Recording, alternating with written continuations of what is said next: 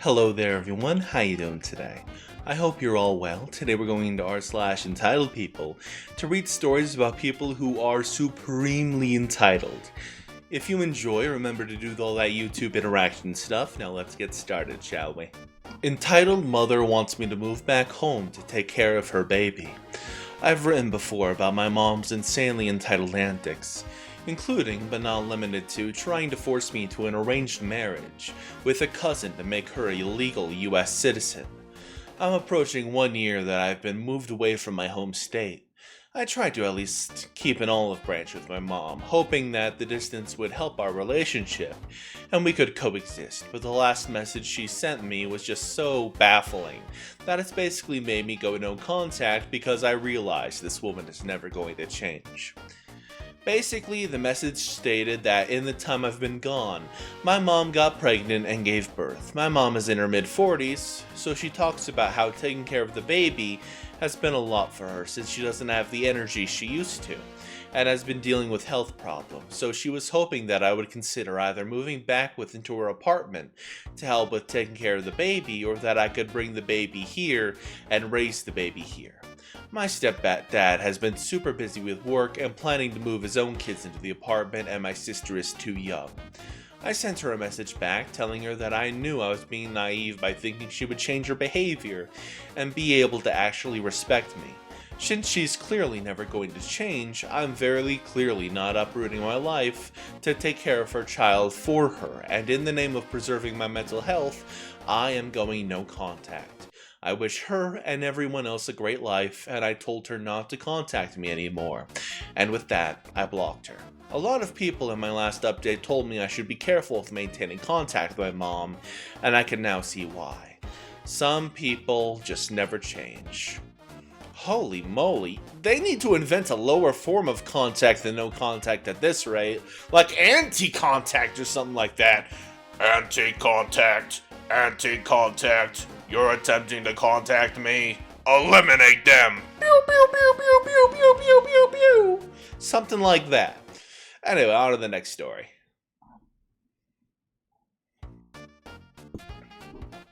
Topic warning for adult content over here. But honestly, if you're watching my channel, you should probably be an adult anyway.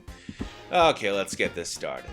My mom keeps throwing out my vibrators. I, 18 female, spent a good bit of money a few months ago on getting this vibrator. It was around $90, I didn't really use it much, but I always kept it in my drawer. My mom, 50 female, is very nosy. When I was looking through my drawer for underwear, I noticed it was gone. She never mentioned it, and neither did I. Even though I barely used it, I was really angry because I spent my money on that and I am an adult legally now. Who's horny sometimes, so what's the issue? It's normal. She never brought it up and neither did I because it felt awkward and we really didn't discuss that. I also at the time wasn't sure if she had taken it or if it was just somewhere around my room, and I just never found it. A couple months later, I got another one. This one was $30. This week, surprise, surprise, it had also vanished from my drawer.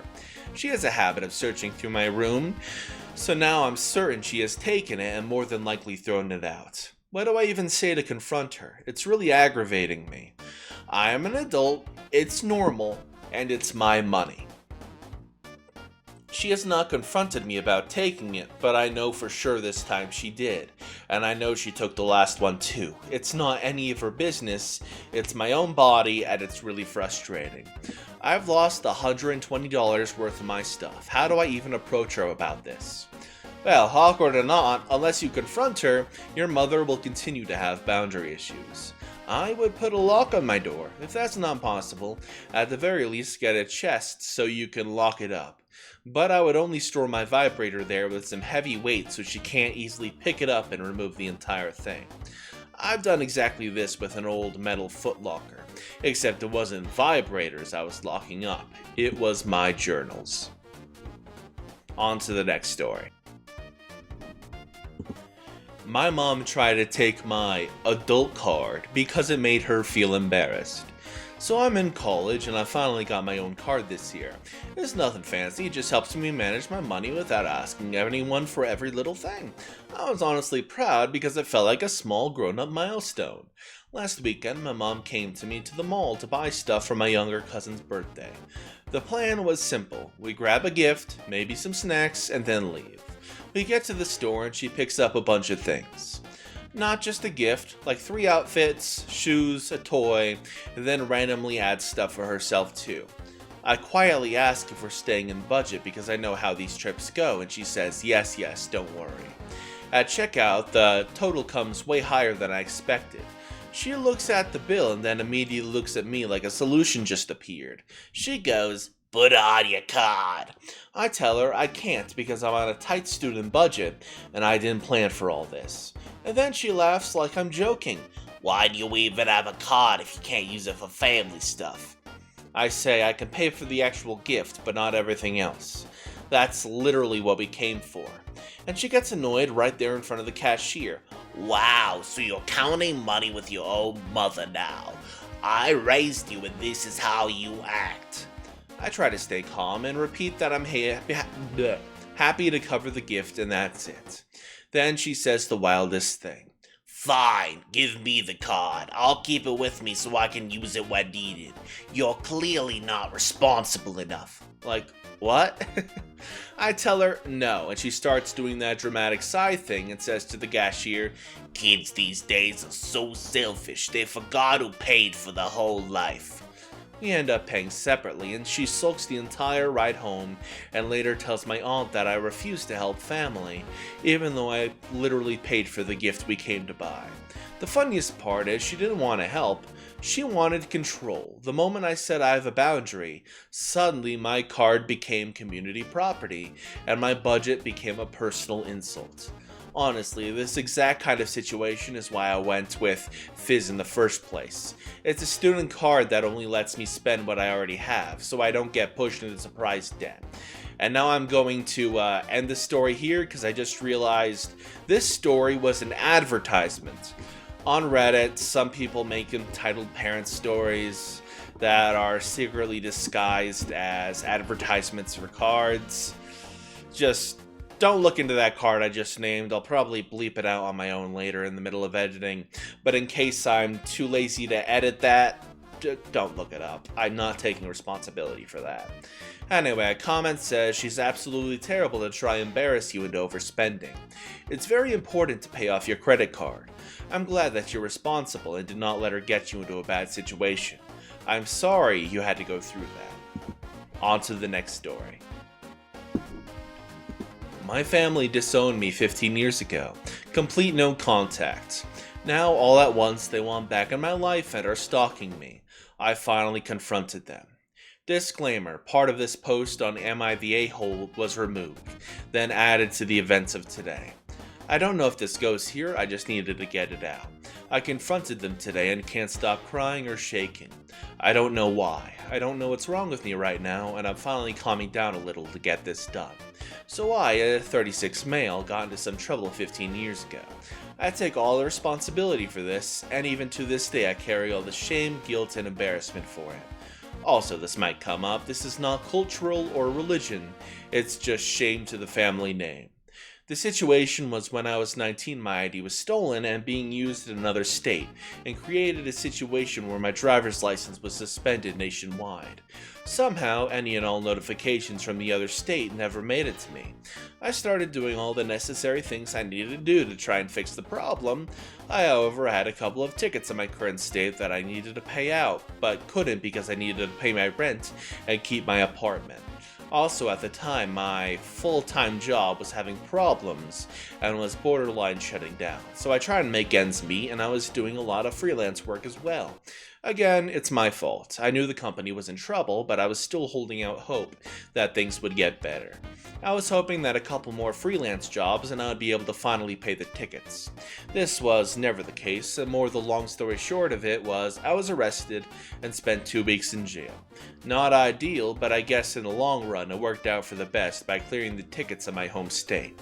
However, my family felt otherwise and I was completely disowned because of this.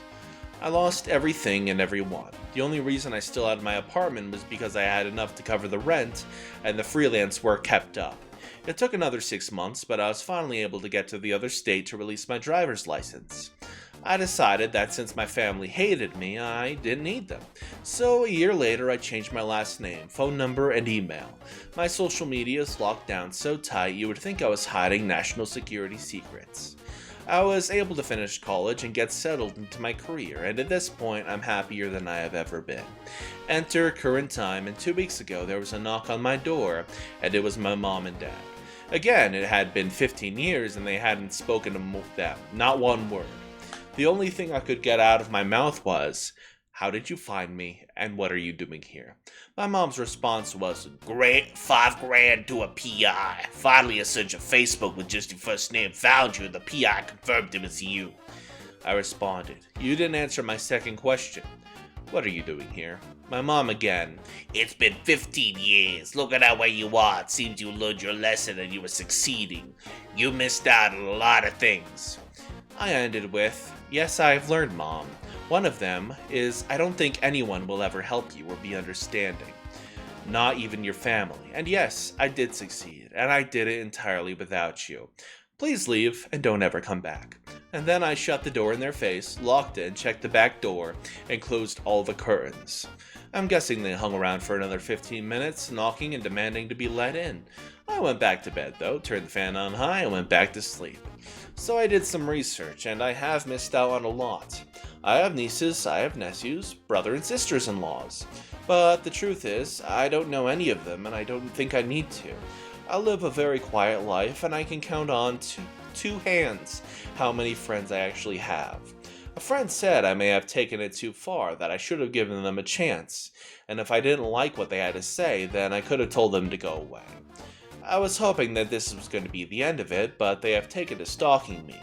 I'll be completely honest. They're harmless, but a real pain in the ass. And I've also been screwing around with them and having some fun with the help of a friend.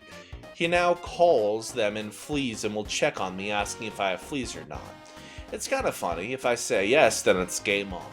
The first night he came over and he walked down to a town to a really expensive restaurant that I knew they were never going to go to. Another night we went to a porn store. That was the best one. This past week was the way my days off fell. I had a 5-day stretch, so I decided to go to the city for a few days. I'm walking distance from the Amtrak station and they followed me. I kept my AirPods in the whole time and I know they were trying to talk to me, but I ignored them the entire time. People on the platform were even telling me that they were talking to me, and I said I know, but I don't want to deal with them. The train came by and I got on, and I left them to watch. I loved it. It got to the point that I finally had to acknowledge them. They weren't going to go away, so we met at the park across from my apartment, and I didn't hold anything back. I told them this was the one and only time I was ever going to talk to them. I took a page from the Matlock series and told them I was their judge, I was their jury. Thank you, Olympia Lawrence. I then told them that as far as I was concerned, they were guilty of anything and everything, and all I was doing was hearing what they had to say before I walked away from them. I asked them that why now, after 15 years, they're demanding to be back in my life, and why they made the decisions they did to disown me. They told me I ruined the family name and that the shame I brought to the family was horrible, and that this was the only way to make it right was to get rid of me. They said that recently my name has been coming up in conversations, and the family has grown with a lot of new people, that brother and sister-in-law are asking questions about who is Brindley, that I have a niece who they think I would love and get along with, and the same goes for a nephew that was born last year, and now I should be the time to fix things. They said that looking at my apartment, the life that I had, that I must have learned my lesson about being a better person and managing my life better. I finally cut them off and told them that I couldn't stand to hear anymore. I was at a point I could finally hear my heart beating in my ears. I told them that I did everything completely by myself. Nobody from my old life exists anymore. Not one person. That they just need to tell everyone the truth, that I was in jail for 2 weeks, and because of this, the decision was made to get rid of me. I told them that I did it all on my own, and that my one cousin Jean, who was only a cousin by marriage, was the only one there for me, hence why I took her last name. I told them that to this day I'm doing everything on my own and won't rely on anybody. I don't need or want them in any way in my life. They made their decisions and I'm making mine. I told them that this will be the last time we talk and that I would be going to see a lawyer if there was anything else that could be done to keep them away from me, and if they continue to follow me around or show up at my apartment, I would have them arrested for trespassing. And I went back home again and locked everything down, pulling the curtains that I've been crying ever since. So let me get this straight, they just owned you over a couple of traffic tickets? The real damage to any honor they have is that they didn't want to help out their own son when he was in financial trouble. I'm willing to bet they want money from you now that you're living a good life. Jesus Christ, oh my lordy. That is the end of today's video. If you all enjoyed the stories I had for you, remember to like, subscribe, and leave a comment down below. Hit that hype button, and I will see you all next time. Bye bye.